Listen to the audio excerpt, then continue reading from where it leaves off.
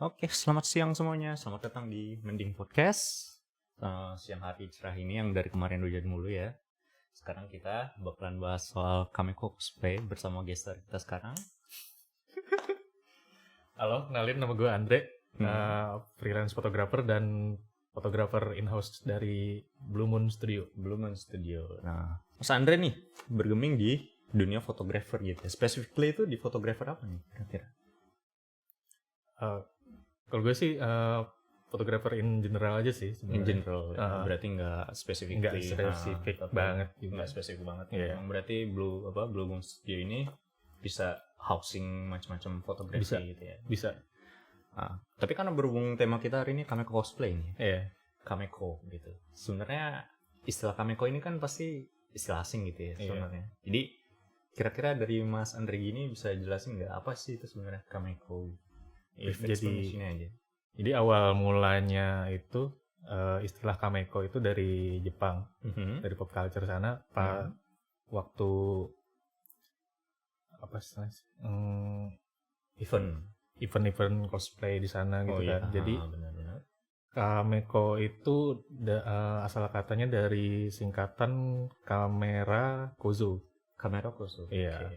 Kozo itu artinya lebih ke anak laki-laki. Bocah laki-laki. Jadi anak laki-laki yang bawa kamera. Iya. Kan biasa tuh banyak tuh ada kalau lagi event cosplay ada apa sih? Kamekonya yang ngerubungin gitu kan. Iya benar-benar. Iya, itu awal istilahnya dari situ. Oke, istilah Kameko berawal dari situ ya.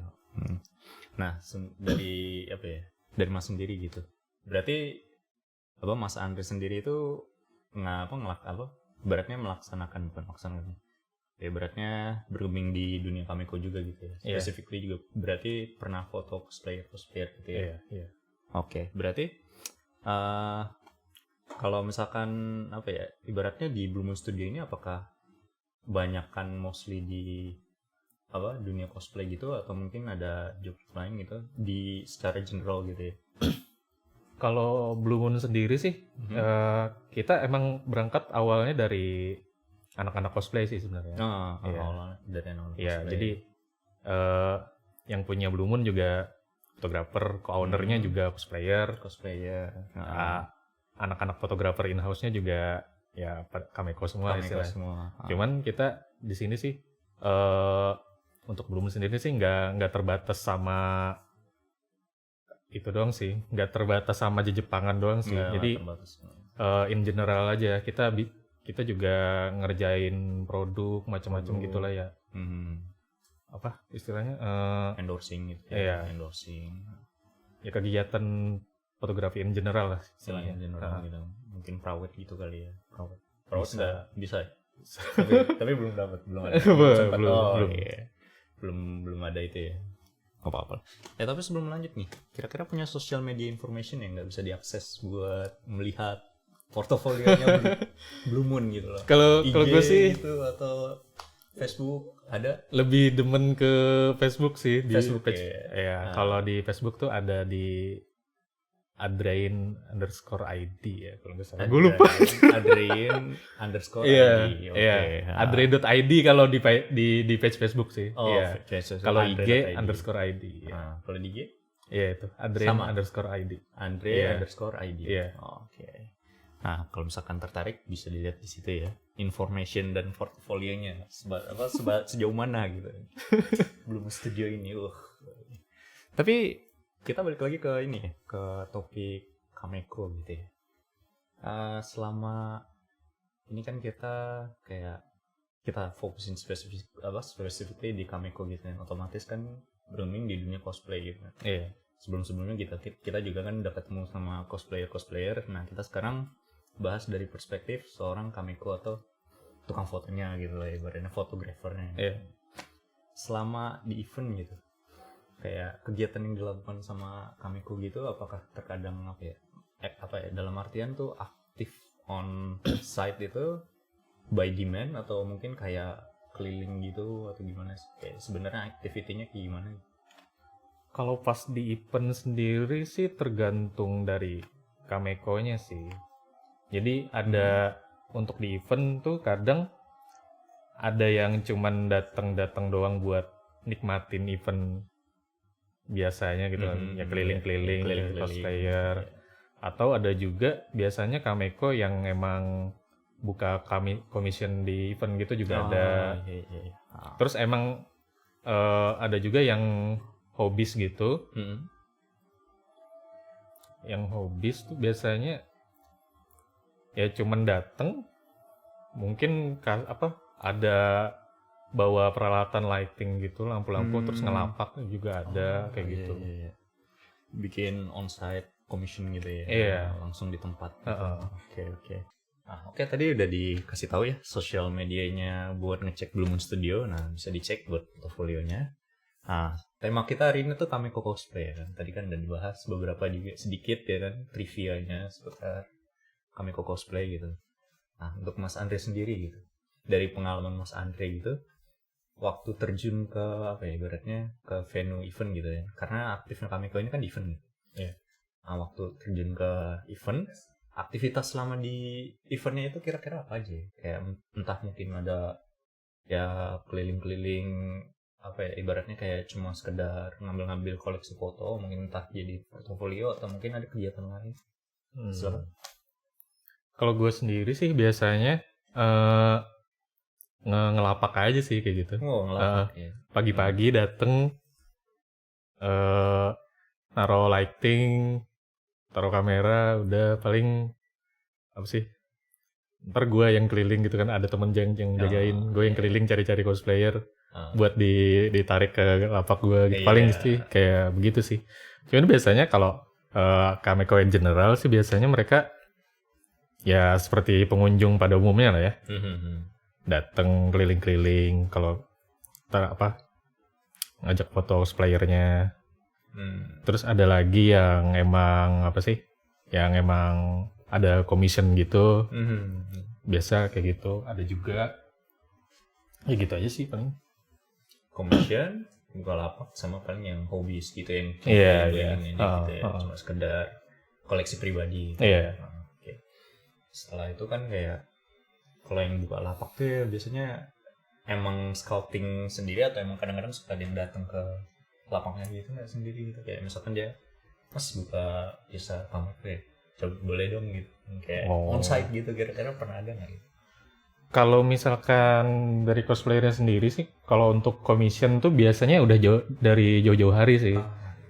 Jadi misalkan dari Kameko-nya sendiri, ntar gue bakal datang di event ini gitu kan, ada yang mau commission nggak? Gue buka slot nih berapa gitu kan biasanya. Biasanya sih untuk commission tuh rata-rata sih kayak gitu sih. Untuk yang on-site gitu sih jarang banget. Jarang. Jadi mereka udah janjian gitu lah ya. Soalnya kan di event ribet. Bener. Kan banyak orang ntar nggak ketemu lah atau gimana. Jadi biasa udah dari jauh-jauh hari gitu janjian. Gue tempatnya tuh di sini nih, deket sini misalkan patokannya apa gitu kan. Ya udah janjian dari jauh-jauh hari biasanya kalau gitu. Kalau yang emang hobis gitu sih ya udah datang aja gitu, datang aja. Langsung aja. Iya. Ada cosplayer yang lewat-lewat gitu kan, ajakin. Ya, paling gitu aja sih. Wih, wangi. Wangi. Ya. Istilah wangi-wanginya belum ada soalnya. Belum ada. Baru seger sekarang. Iya. Kan 2020 di skip. 2020 skip. Hilang entah. Event terakhir 2019 melek 2021. Event terakhir 2019. Iya, anjir. Seakan-akan peradaban Mesirna gitu. Dulu masih ada peradaban gitu. 2019 ada sedih lah. Tapi selain commission juga nih kayak kegiatan di on-site gitu kan. Berarti pernah juga kan nge-handle, especially kan ada studionya nih. Berarti ada job juga kan di luar pasti. Ada. Kayak ibaratnya cosplayer datang studio langsung minta foto misalnya tema gini. Nah, dari Mas Andre sendiri udah nge-handle job apa aja? Kira-kira. Job kayak gimana nih? Kayak apa ya? Misalkan kayak photobook gitu, collection atau apa gitu.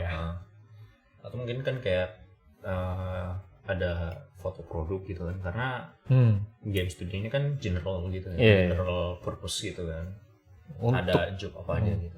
Untuk pekerjaannya sendiri sih, karena untuk di Blumen karena kita emang studio ini general gitu, kita kerjain apa aja sih. Kalau emang kita bisa handle, biasanya kita kerjain gitu loh. Ada buat produk, untuk passion juga ada, untuk acara juga kita juga bisa handle gitu. Cuma karena kita awalnya aktifnya di pop culture, di Jepangan, kebanyakan emang klien kita dari cosplayer gitu kan. Cosplayer. Iya sih. Untuk dari cosplayer sendiri, paling untuk datang foto-foto cosplay di sini. Terus ada juga yang cosplayer yang udah gede gitu kan, yang influencer segala macam gitu kan, juga ada di sini untuk bikin konten biasanya kesini. Bikin konten. Buat exposure ya jelasnya. Of course. Exposure number one buat cosplayer. Tapi apa ya, selain dari itu juga, kayak selain dari cosplay kan udah pernah handle gitu ya, kayak produk-produk gitu, kayak job-job yang general banget, kayak ya bisa terjun kan, tipikal fotografer studio kan pernah prewed gitu ya? Enggak ya, belum pernah. Apa udah? Kalau untuk prewed sendiri sih biasa ngambil pribadi sih, pribadi nggak lewat dari Blue Moon sih biasanya. Berarti dari pribadi. Pribadi aja. Mostly dari cosplayer. Mostly dari cosplayer. Ada juga yang foto prewedding tapi anak cosplay. Oh iya. Di merch. Anak cosplay cuman mau nikahan prewedding. Ada versi biasa. Iya, ada prewedding pada umumnya, ada juga yang prewedding tapi sambil cosplay. Ada juga. Ya juga jam cosplay juga gitu. Keren. Iya. Waktu apa ya? Waktu selama active duty di lapangan gitu. Waktu selama beraktivitas di event, kayak pastinya ada ups and down-nya gitu ya. Ngalamin hal-hal yang ibaratnya ya momentum banget gitu, kayak diinget banget, entah antara baik atau buruk gitu ya, ibaratnya kayak kenangan baik buruknya gitu lah ya kan, pasti lah ya kan, iya kan. Kira-kira apa aja sih yang sering terjadi atau misalkan pernah terjadi waktu selama active duty di event gitu, kayak event pop culture, apalagi kan event wibu gitu lah kalau kita sebut gitu kan, event di Jepangan gitu. Kira-kira apa sih? Kalau yang baik-baiknya sih biasa, kalau dari event gede gitu kan kadang mereka ada hire fotografer buat ini kan, buat apa sih? Antara itu buat dokumentasi atau ada tugas buat foto booth gitu. Itu ada. Jadi kalau apa sih? Kalau lagi ada kerjaan kayak gitu ya, dari segi kitanya dapat benefit gitulah. Sekarang event gede, lo jadi fotografer dokumentasi di situ, lo bisa dapat akses masuk gratis segala macamnya, dan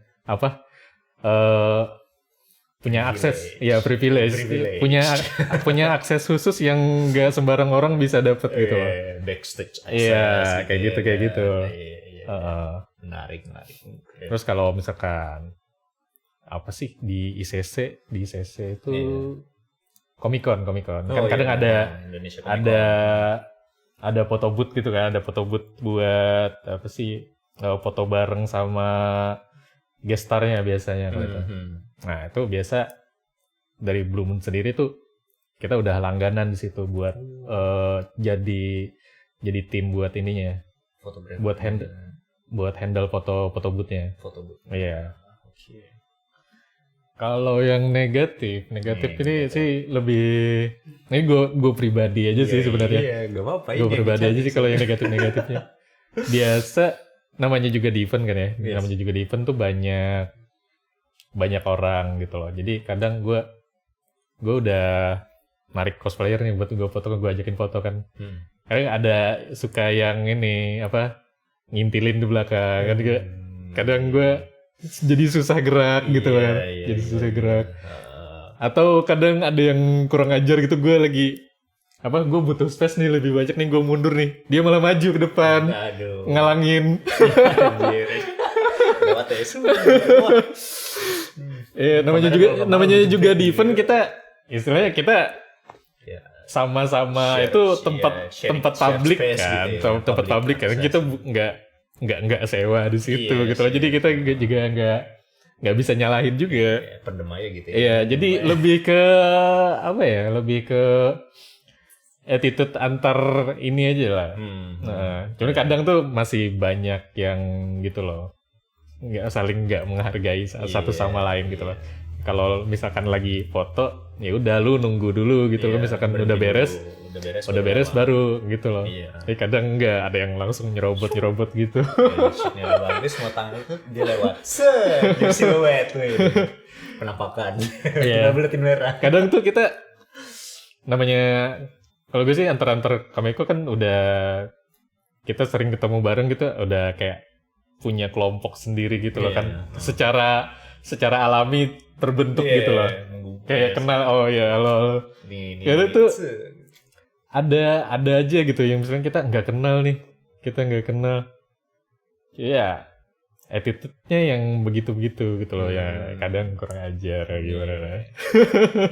Emang selalu ada sih gitu ya. Nggak tahu common sense nih. Mannerism-nya zero gitu. Apalagi pas kemarin tuh pas akhir-akhir event 2019 ya. Gue sih lihatnya makin banyak yang apa sih? Makin banyak Kameko. Iya. Orang pengunjung yang bawa kamera. Gitu.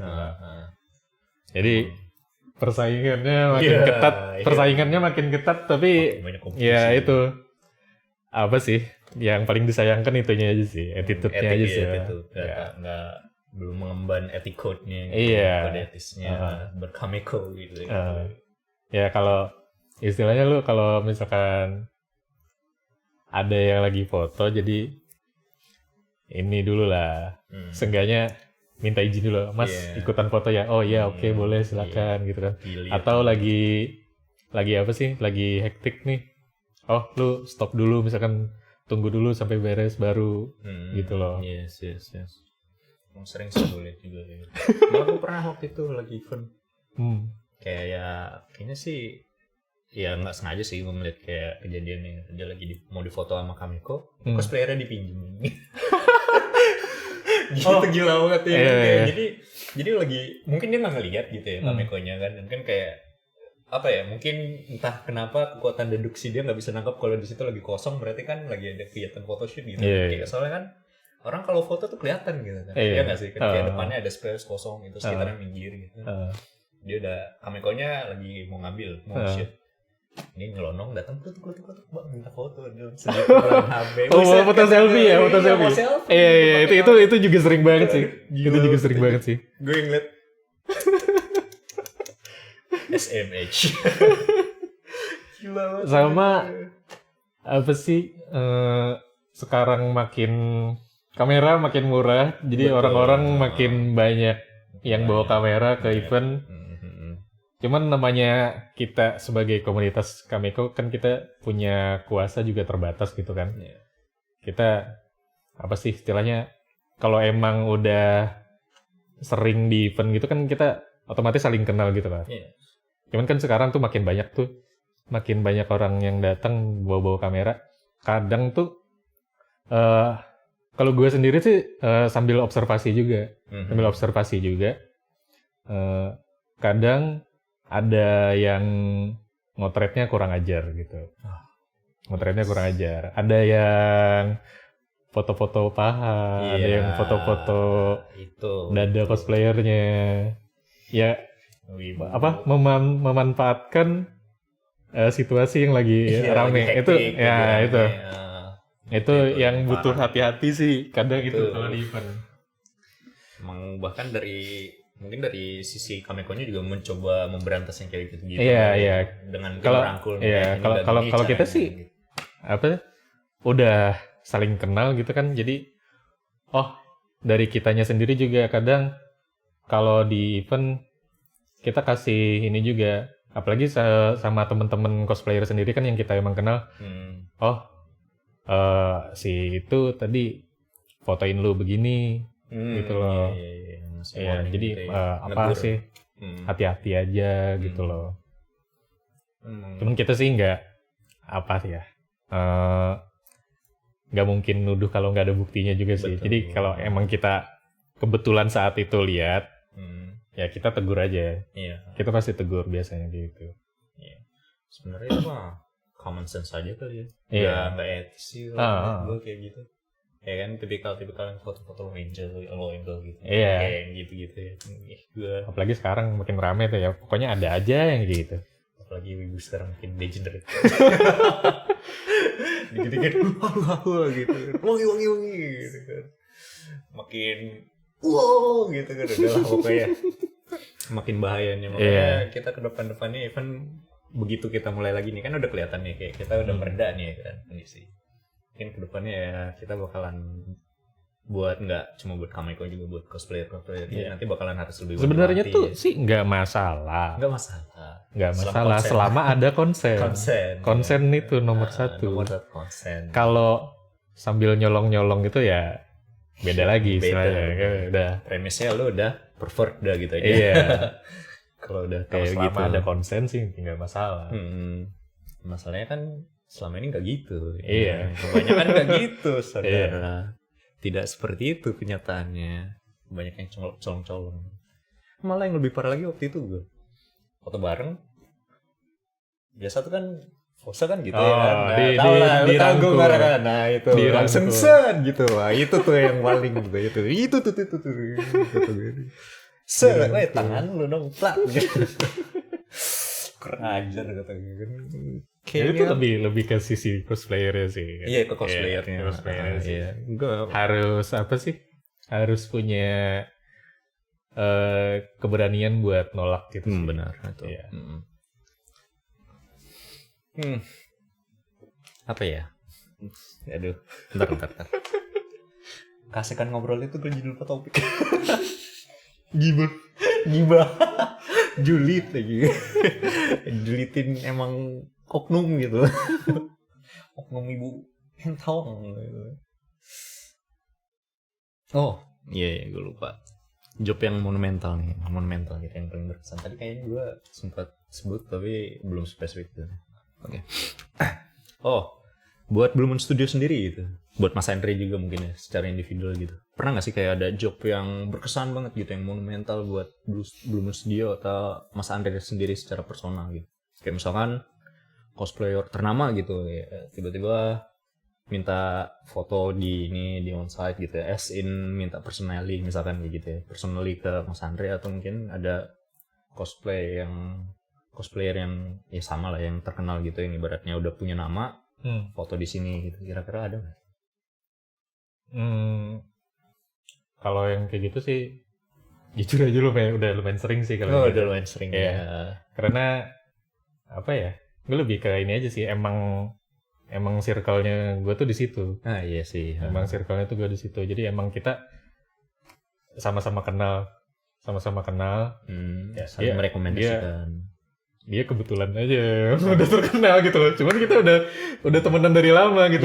Teman main gitu kan. Gak cuma itu. Jadi kadang ya antara dia yang ngajak atau apa sih, temen gue tadi nge-rekomendasiin gue atau gue sendiri yang ngajak gitu. Biasanya sih lebih kayak gitu sih. Iya, berarti emang oftenly bergeming di situ ya, kayak bergelut di situ ya. Karena emang kebetulan lingkungan pertemanannya tuh lingkungannya gue emang di situ. Iya. Jadi kadang kok lu bisa sih motoin si ini gitu misalkan. Ya temenan. Kekuatan dari dalam. Temen gue gitu loh. Itu temen gue. Ya gimana ya? Emang gue udah kenal itu. Iya, udah kenal. Udah kenal dari zaman dia belum terkenal gitu. kan. Kebetulan dia ya udah terkenal sekarang jadi orang bertanya-tanya kan. Iya. Benar, berarti emang ya coba ya, udah reputable juga ya rupanya. Mantap, keren banget. Kayaknya udah habis topiknya gue. Udah itu aja sih. Bahas apa lagi ya? Berkesan apa? Berkesan. Apa yang aneh-aneh? Yang aneh-aneh. Bahas Genshin. Aduh, jangan. Kepanjangan kalau Genshin. Genshin Impact.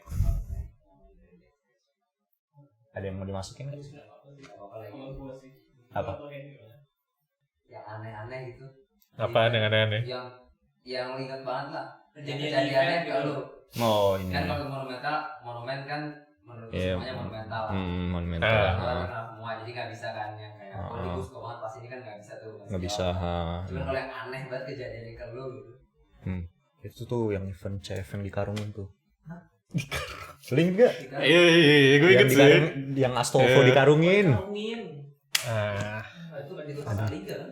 Enggak, itu akhir 2019 kemarin. 2019. Baru-baru itu. Itu parah banget ini. Itu lu lihat. Gue nggak lihat pas dikarungin, gue lihat pas ditonjokin. Pas dia nangis doang. Cewek nangis, ceweknya nangis dikejar-kejar. Gue liatnya di FB doang. Soalnya itu rame diriungin, ceweknya nangis di situ. Yang lainnya main hunt udah. Main hunting. Emang aneh-aneh gitu. Oh gini aja, kita bahas ini ya, karena apa ya, masa pandemi ini tiba-tiba banyak wibu gitu ya. Tiba-tiba banyak penonton anime gitu kan. Dari 2 tahun lalu juga udah main banyak. Iya, maksudnya kan meledak lagi waktu sekarang kan. Karena orang gak ada kegiatan. Makin muncul ke permukaan. Betul. Penikmat cosplayer makin banyak gak? Nah. Semenjak ini. Cosplayer baru juga banyak sih pasti. Kayak yang ngeliat foto cosplay gitu loh. Penikmat cosplayer. Penikmat cosplayer banyak sih. Booming gak? Cosplay Moncho ini lebih ke apa sih ya? Lebih ke menurut gue makin banyak creating content sih sebenarnya. Iya, content creatornya lebih banyak. Lebih banyak creating content sih. Awal kayak sebelum pandemi gitu kan orang-orang cuman kayak fokus buat event gitu doang kan. Buat event terus di event foto-foto posting udah gitu kan. Kalau gue lihat sih dari yang sekarang itu kayak lebih kayak ke content creating dari cosplayernya sih. Kayak apa sih, mereka bikin video TikTok gitu loh, video TikTok. Kalau misalkan kayak apa sih, dari belum cosplay terus berubah jadi pas cosplay gitu. Pas berubah jadi cosplaynya. Lebih ke content creating sih, banyak banget. Ada yang bikin paid content, ada open apa sih yang commission, FL, paid FS.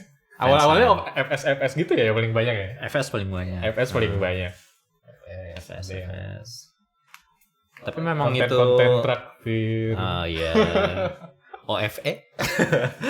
Tapi kalau emang itu sih gue rasa emang karena terdorong situasi sih ya. Emang kondisi gitu ya. Karena apa ya, sebelum apa pre 2020 gitu kan. Pre 2020 lah. Pre 2020 gitu emang lebih aktif offline gitu kan. As in emang lebih fun gitu kan, interacting sama yang hobi gitu kan, sama ini juga. Tapi begitu kita dapat curtain draw, kalau kita nggak boleh interaksi gitu, akhirnya ya mau channeling hobinya gitu ya mau nggak mau ya via online gitu. Iya, via online. Hasil dan ya. banyak juga event yang pindah haluan ke online kan. Bener. Clash gitu ya. Dan banyak event-event baru sih kayak bener. Dari apa sih? Bukan dari nama yang kita biasa denger gitu loh. Event-event yang bener-bener baru. Kayak gitu. Apa sih, gue lupa gitu. Ada yang online. Kan biasa kita kalau di event taunya CF, Comic-Con, Comiburo, apalagi. Kan udah gitu apa. apa sih yang di Blok M tuh? Lupa gue. Enicisai. Enicisai 2019 emang nggak ada. Nggak ada, udah itu selesai 2018 udah tahu itu. Iya. Skip udah. Udah gitu Jak-Japan kali ya, Jak-Japan kayak gitu-gitu. Tapi begitu 2020 banyak event yang tiba-tiba baru bermunculan dengan konsep-konsep yang baru gitu. Yes. Inovatif, mengadaptasi sama situasi. Tapi jujur kangen sih gue event ini. Ketandaan Allah. Oh my god. Kalau gue sih kalau ngevent Lord lebih ke ketemu temen. Iya, gue bukan eventnya. Ketemu temen Sama, gue juga keliling-keliling ketemu temen gitu kan. Ada kalau di CF ada temen ngelapak gitu kan. Ke red carpet gitu. Buka boot ngelapak. Karena emang apa ya? Habitat bisa. kayak makhluk terancam aja. Udah habitatnya gitu kan. Kayak kita kalau udah comfortable di situ tuh asik banget hangout ya. Tekan nafas. Nongski ngobrolin lah apalah. Kayak yang pas CF terakhir yang akhirnya gedung sebelah masuk harus pakai tiket. Yes. Oh. Iya, ngantri tiketnya sampai setengah hari. Iya, setengah hari baru bisa masuk. Sampai 2 sesi apa dulu? Pokoknya pengen pagi habis. Terus bikin lagi. Ngantrinya terbesar. Iya, makanya gue nggak tahu. Iya. Ngantri dari pagi baru bisa masuk siang jam 1, jam 2. Nah, iya, yang gua datang pakai backstage access itu. Soalnya kan nggak bisa tiket pre-order gitu kan, harus onsite gitu kan. Iya. Cuman pas hari kedua sih udah lumayan lempeng. Udah cair sih, nggak selama hari pertama. Day one-nya. Tuh hari pertama sih chaos banget ya. Chaos. Itu antrian kan dari depan gate itu kan. Muter sampai ke ATM, terus ke bawah. Baru gitu. Biasanya kan muternya cuma sampai bawah doang gitu kan. Iya. Sampai bawah terus ke atas gitu. Ini sampai ATM luar. Yang depan parkiran itu tuh, yang kafe tuh. Gila itu, parah banget. Emang sih less and the most gitu. Rame, gila. Event terakhir. Itu Februari 2020 kan? 2019. Bukan, 2020 juga ada yang terakhir kan? Yang terakhir ya 2020. Iya. Nah itu tuh gue inget banget anjir. Gue kayak di sana kan. Gue tuh udah takut gitu apa ada setelah bakal ada yang COVID ya. Iya, Passion Zero. Emang ya. ada ya? Kan takut aja. Karena gue. Enggak, lu tuh udah COVID ya? Udah. Enggak anjir. Di Indo belum. Seingat gue. Oh, di luar Di Indo udah. belum. Oh. Udah. Oh iya, yang terakhir ya. Iya. Iya. Gue ikut yang 2019 doang. Iya, belum ada yang pakai masker. Iya, yang terakhir itu di luar udah COVID, cuman di sini belum. Iya. Jadi eventnya masih lanjut jalan. Gitu. Iya, pas awal 2020 baru nggak ada tuh. Iya. Iya. Anjir, gue bahkan ingatnya cuman 2019 awal anjir. Awal. Emang akhir tahun ada ya? Gue juga. Ingatan gue udah hilang di situ tuh. Emang 2019 akhir tahun ada event ya? Gue inget event Komifuro 2019 yang awal, dah setelah itu hilang ingatan itu gue. Gak inget lagi gue anjir, Gak serius. inget apa-apa lagi anjir. Bangun-bangun 2021 aja. Berasa ke skip aja. 2019 gue berasa sih. Iya. Transisi dulu. 2020. Transisi. Iya. Ada. Apa lagi nih? Ini oh ya masih rock. Masih lanjut. Ini aja. Ya, gue lupa. Berkembang aja apa aja. Bahas apa aja di bloopersin. Kalau ini tadi kan dibilang banyak yang konten kreator baru ya. Apalagi dari TikTok lah gitu. Udah pernah ada belum customer tuh? Nah, tuh yang klien yang ibaratnya kalau sekarang sih emang kalau lu lihat tuh banyak gitu. Banyak. Sama biasa. Jadi cosplayer, walaupun cosplaynya datang yang awalnya dari TikTok atau emang awalnya dari TikTok boleh. Oh, jadi istilahnya mereka anak-anak cosplayer bikin TikTok gitu kan, terus ada yang kepincut mulai lihatnya dari situ kan. Kalau itu sih belum sih.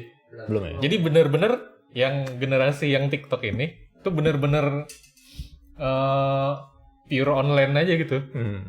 Kayak mereka sendiri cuman cosplay di rumah, terus bikin konten udah gitu doang, karena literally nggak pernah ke event gitu, ada juga. Iya. Iya, foto di rumah gitu, bikin background gitu kan, bikin sendiri, rekam sendiri pakai HP. Nyamannya begitu ya. Iya, emang kayak gitu doang biasanya. dulu zaman saya. Boomer talk. Dulu zaman saya. Iya. Oh itu Micro racing. Lu udah kontroversial banget. Santuy, TikTok bro. Iya. Sebelum TikTok juga udah kayak gitu. Iya. Kalau Dieta sih. Ngomongin apa aja nih? Iya. Jadi mulai tidak jadi kontroversial lagi. Tidak kontroversial lagi, jadi iya, Normalisasi. normalized. Sebenarnya lebih nggak tahu sih awal mulanya emang berangkatnya dari situ atau enggak sih. Cuman tahun-tahun ini sih mulai orang-orang mulai terbuka lah sama yang kayak gitu sih. Iya. Stigmanya runtuh. Hilang. Cuman yang gue lihat sih makin sekarang sih karena nggak tahu ya, kayaknya nggak ada yang kasih nasihat gitu atau yang melarang. Yes. Ya, Out of control. makin kesini tuh makin bahaya. Yes. Kalau dari lu sebagai Kameko gimana tanggapannya? Lebih bukan pengen sih. Kalau lu sebagai jadi. Sebagai Kameko tuh pengennya tuh yang kayak aman-aman aja atau kan yang kayak gini kan katanya kebebasan berekspresi katanya. Freedom. Nah kalau lu of sebagai expression. Kameko yang sebagai fotografer yang sudah berpengalaman kayak gimana? Ya kalau dari gue sendiri sih ya, lu selama masih hidup di Indonesia ya harus diperhatikan. Play by the rules. Harus diperhatikan. Karena ya yang sama kayak yang gue bilang tadi, kayak apa sih, kayaknya nggak ada yang kasih nasihat, nggak ada yang ngasih larangan gitu loh, jadinya makin liar aja gitu loh. Out of control. Mulai. Ya kalau lu ngomongin Lola Dieta sendiri, ya lu lihat dia ngemainnya aman. Kalau gue bilang tuh mainnya aman. Dulu enggak. Itu enggak aman itu kontennya. Iya. Enggak aman kontennya. Cuman maksud gue di sini tuh cara lu mempromosikannya. Iya. Jadi lu enggak masalah lu jualan konten, cuman lu masarinnya tuh main aman aja lah gitu loh. Toh kalau konten, kalau lu beli baru lu bisa lihat kontennya kan. Yes. Nah, ya lu masalah isinya tuh ya antara lu sama antara penjual sama penikmatnya aja. Udah gitu kan. Cuman yang bisa jadi masalah tuh menurut gue sih cara lu pemasarannya gitu loh. Pemasarannya lu main aman aja gitu loh, jangan yang terlalu eksplisit banget. Teasing aja lah. Iya, teasing aja. Teasing tipis, full version here gitu aja. Soalnya kan dulu kan kayak langsung jebret gitu kan. Iya. Langsung pret. Soalnya hukum di Indonesia sendiri untuk yang begituan sih karet banget gitu. Benar. Kalau di luar kenapa bisa gede, bisa aman? Mereka punya rules yang benar-benar apa sih? Yang benar-benar jelas lah soal masalah yang kayak gini kan. Misalkan kalau yang kayak di Jepang, pokoknya selama lu tidak menunjukkan alat vital, itu bukan pornografi. Iya. Kalau di Barat sendiri, gue nggak tahu sih kalau di Barat gimana ya, gue juga nggak tahu ya. Cuman yang penting nggak ada alat vital, nggak ada nipple kalau nggak salah ya. Iya. Kayak gitu. Ya kalau di Indonesia sendiri itu dari pasalnya juga benar-benar karet banget. Jadi sesuatu itu bisa dikatakan pornografi apabila ada seseorang yang merasa terangsang melihat konten tersebut. Saya Itu subjektif banget. Itu emang. subjektif banget. Iya. Lu bisa aja misalkan ada orang berhijab terus seseorang ini merasa terangsang gitu Karena kan. iya betul. Itu iya. secara hukum Ya itu dia bisa melanggar ya kan. dia secara hukum bisa aja dia laporin kalau itu tuh pornografi. Kenapa? Iya. Kenapa? Soalnya saya terangsang. Saya lihat terangsang. itu. Iya, sekaret itu. Sekaret itu. Benar. Makanya. Jadi selama lu di Indonesia lu mesti perhatiin yang seperti itu, yang gitu-gituan lah. Benar. Istilahnya lu di mata hukum tuh udah salah gitu loh. Jadi tolong mainnya lebih rapi. Lu tuh udah nyerempet Iya. hukum gitu. Iya. Kita out of concern aja gini sih. Eksplisit Ya kan? boleh. Eksplisit boleh. Eksplisit boleh, kontennya nggak masalah. Cuman apa yang bisa dikonsumsi sama publik itu yang dibatasin gitu loh. Kan kalau istilahnya konten, ya itu tadi isi konten yang tahu cuman si yang beli doang kan, sama yang jual. Iya, lu bisa kasih batasan di situ. Betul. Seenggaknya ya transparannya nggak terlalu lah ya, kayak ibaratnya lu nggak terlalu nge-expose diri lu sama unnecessary danger lah kalau misalkan lu pakai ibaratnya portal lah gitu. portal buat nyalurin konten lu gitu. Seenggaknya ada regulasi yang mengatur gitu kan. Kayak kan ada term of service sama kan ini kan. TOS-nya kan ada gitu. Seenggaknya masih ada yang ngelindungin lu ketika lu dituntut sama ini. Yang kena pasti instasinya bukan lu gitu. Iya enggak? Enggak sih. Enggak juga ya kalau gitu. Dari platformnya sendiri. Emang si platformnya ini juga dari platformnya sendiri sih enggak, dari TOS-nya juga udah ngasih tahu kalau nggak boleh ada konten yang kayak gitu. Oh iya benar sih. Cuman ya udah mereka tutup mata aja istilahnya kan.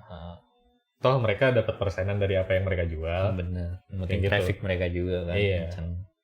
Cuman beda lagi kalau misalkan yang website yang luar yang emang khusus kayak gitu ya.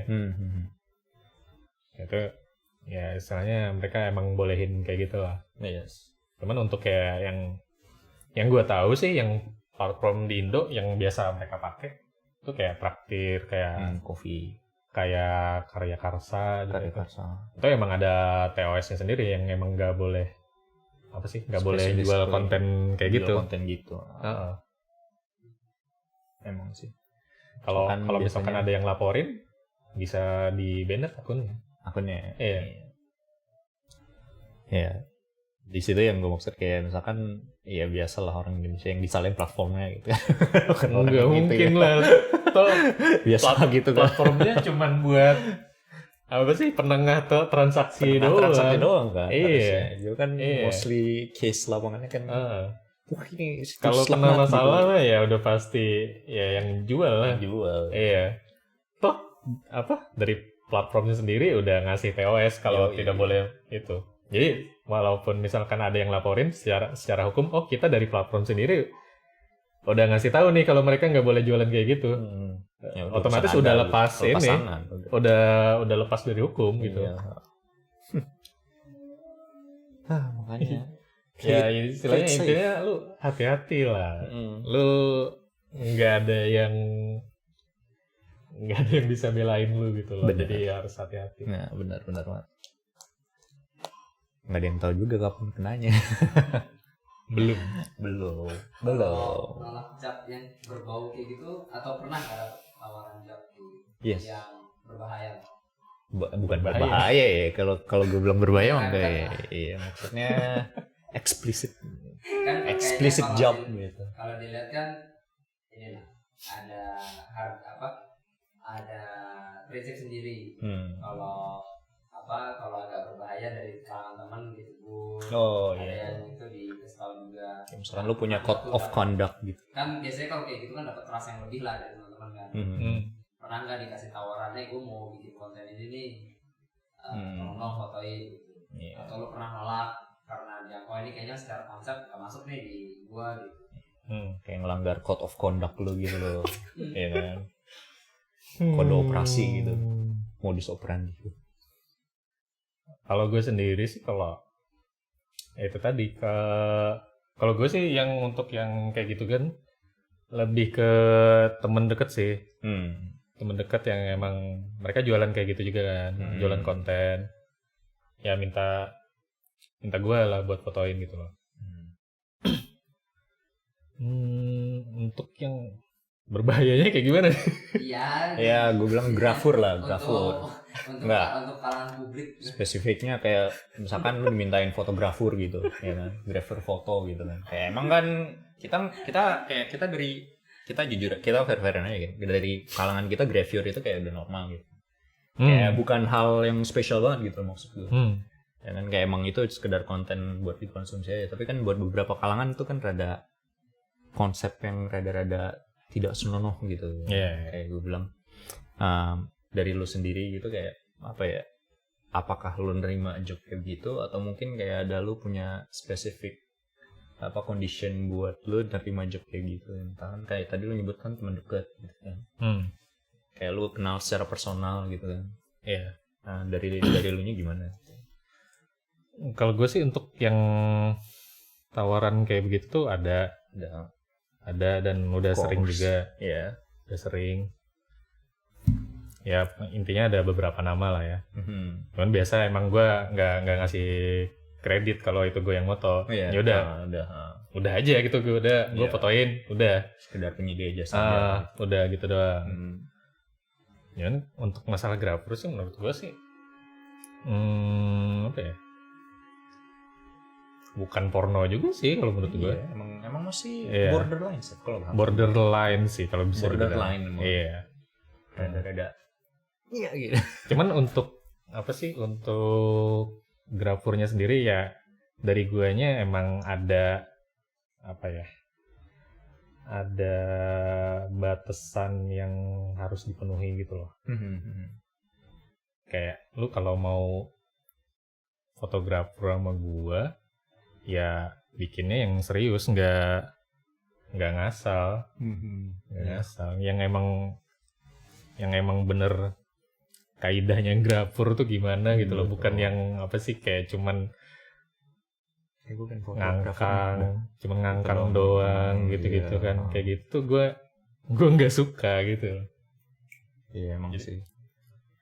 Ya kalau lo mau bikin ya kita bikinnya yang bagus gitu, yang emang ada konsepnya, yang bener-bener proper. Nggak ngasal. Kalau gue sih gitu. Dan ya itu tadi apa sih? Apalagi buat foto begitu ya kepercayaan kan. Betul banget. Lu earning lah istilahnya. Nggak sembarangan orang bisa gitu loh. Kalau untuk gue sendiri sih ya gue lumayan sering untuk dapetin yang kayak gitu-gitu. Iya. Ya kalau gue lihat sih emang kayak gitu emang perlu ini ya, kayak ibaratnya strict condition gitu ya, kayak lu bilang tadi, karena kenal deket berarti lu udah tahu kayak misalkan ini riskan buat ambil, tapi kalau misalkan lu mau ambil risknya gitu kan, dalam artian lu nggak mau ada sangkut pautnya gitu kan, lu ngerti lah kayak kan kita kenal deket gitu lah kan, kayak misalkan gitu lu ngerti ada risk yang dibawa dari dengan ngelakuin ini gitu ya kan. Kayak lu cuma pengen gak dikreditin doang gitu kan, sisanya lu aja yang handle gitu kan, emang gitu kan biasanya kan. Makanya punya strict condition kayak buat ngelakuin gitu. Berarti emang dari diri lu juga sendiri personally ngelayanin dengan strict condition gitu ya, dengan kondisi lu sendiri gitu. Buat beberapa trust personal gitu ya, cuma buat itu. Karena emang gue bilang riskan sih, emang konten-konten kayak gitu sih. Iya. Emang kayak kalau dari kita emang udah biasa aja gitu, tapi kan kayak dari sudut pandang publik ya, iya itulah udah beda lagi ya. Udah beda, makanya certain risk dibawa di situ. Seandainya lu udah mau nerima risk itu ya lu baru by all means oke lah terima gitu. Lu tanggung sendiri. Kalau gue sih istilahnya nggak sampai yang benar-benar apa sih ya. Selama tidak menurut gue selama nggak masuk dalam pornografi sih istilahnya, misalkan kontennya kayak gitu sih. Gue sih ambil aja gitu loh. Ya intinya masih berpakaian lah. Berpakaian ya. Iya masih sih. berpakaian. Masih ada sekujur kain. Soalnya kalau udah lebih dari itu, walaupun secara apa sih, secara seni juga nggak masalah. Cuman menurut gue ya batasan gue membatasi diri gue sendiri di situ. Selama masih berpakaian sih gue nggak masalah. Cuman kalau misalkan dari itu ya udah nggak etis. Udah masih menutupi lah. Masih menutupi. Soalnya gue juga ada sih pernah yang emang apa ya, emang terbuka banget gitu kan. Tapi ya misalnya dengan konsep yang ada jadinya nggak terlalu eksplisit gitu loh. Ya kalau kayak gitu sih ya itu di situ borderline-nya gue sih. Jadi misalkan lebih dari itu, misalkan apa sih yang menunjukkan alat vital atau yang lain, itu gue nggak terima. Yes. Tidak berani saya. Iya. Udah tarik garis keras itu ya. Udah itu pundur. Masalahnya bukan karena apa ya? Masalahnya yang kayak begitu tuh sangat sensitif untuk apa ya? Untuk dipermasalahkan. Bisa jadi ya nggak tahu, kan gue udah kasih dia filenya semua gitu kan ke dia, misalkan ya kita nggak tahu itu berkeliaran kemana kan. Nggak ada yang tahu juga. Ya istilahnya misalkan entah dia nantinya dijual terus misalkan ada yang permasalahin, bisa balik ke kita lagi. Bisa balik ke kita lagi. Bisa trashback ke kita. Soalnya kalau udah nunjukin alat vital kan istilahnya udah pasti porno. Udah pasti. Untuk di mata hukum udah pasti porno. Udah porno, udah pasti. Kalau masih ada pakaian ya istilahnya masih inilah. Masih masuk ke argumentasi. Masih masuk ke grafur gitu. Kalau udah lewat dari itu ya udah bukan grafur lagi namanya gitu kan. Lepas tangan. Hands off. Oh iya. Langsung bubar langsung. Bubar. Ting gitu kan. Ting. Ada boba nih. Berhubung hostnya Daus gitu kan. Hostnya Daus ya kan. Guest-gestar juga udah ngomong terus, ngeracap terus gitu. Capek gitu ya. Udah kita akhiri sampai sini aja ya. Topik juga udah habis. Kita udah bahas segala macem gitu kan. It's been pleasure gitu ya. Terima kasih banget buat Sandre udah mau datang ke podcast. Mending podcast. Kita yang datang mereka ya. Ya, terima kasih yang sedalam-dalamnya udah gitu. Ya mohon maaf juga kalau kita tadi sempat bahas mungkin kita konten spesifik gitu ya. Tapi sebenarnya asik juga sih. Wah. Sampai ketemu lagi next time ya. Kalau ada next opportunity gitu, kalau ada kesempatan lain waktu buat penonton di rumah. Buat watcher silakan, kalau misalkan pengen nyari credential bisa dicek di bawah, di detail segala macamnya, mulai dari social media kayak tim kita juga yang di belakang ini, mas-mas ganteng-ganteng di belakang. Jangan lupa subscribe ya, if like juga, komen boleh, tanya-tanyain, nanti kita bacain mungkin kalau ada kesempatan. Buat gestar kita nerima juga ya, kita nerima Mas, gestar. saya mau jadi gestar mas. Saya mau jadi gestar mas nih. Oke, silakan bisa kirim ke email kita. Ya kita screening dulu of course, apakah kontennya cocok untuk dibahas atau enggak. Nanti setelah ini kita kabari kembali. Kalau misalkan kalau misalkan watcher-watcher sekalian pengen mencoba hadir di podcast kita, bisa dikirim ke email yang tertera nanti di details. Sebelumnya oke. Sampai ketemu lagi di next podcast. Bye bye, mata nene.